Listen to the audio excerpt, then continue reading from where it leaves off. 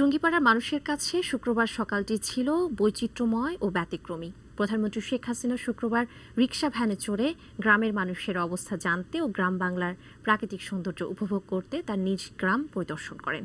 গ্রামবাসীদের বিস্মিত এবং নিরাপত্তা ব্যবস্থা উপেক্ষা করে প্রধানমন্ত্রী জাতির জনক বঙ্গবন্ধু শেখ মুজিবুর রহমানের পৈতৃক নিবাস টুঙ্গিপাড়ার মানুষের অবস্থা দেখতে ও গ্রামের প্রাকৃতিক সৌন্দর্য উপভোগ করতে রিকশা ভ্যানে ঘুরে বেড়ান। শুক্রবার সকাল 11টার দিকে রিকশা ভ্যানে চড়ে প্রায় 15 মিনিট গ্রামটি পরিদর্শন করেন। তিনি বঙ্গবন্ধু স্মৃতিসৌধ থেকে প্রায় 1 কিলোমিটার পর্যন্ত যান। রিকশা ভ্যানে প্রধানমন্ত্রীর সঙ্গে ছিলেন শেখ রেহানার ছেলে রেদওয়ান মুজিব সিদ্দিক ববি ও তার স্ত্রী পপি সিদ্দিক, তার স্ত্রী পেপি সিদ্দিক, তাদের মেয়ে লীলা তুলি সিদ্দিক ও ছেলে কায়াস মুজিব সিদ্দিক। ফেরার পথে ওই 1 কিলোমিটার রাস্তা পায়ে হেঁটে আসেন। প্রধানমন্ত্রী রোভার স্কাউটের সবচেয়ে বড় সম্মেলন 11তম জাতীয় রোভার মোট উদ্বোধনের জন্য বৃহস্পতিবার দুদিনের সফরে গোপালগঞ্জ যান।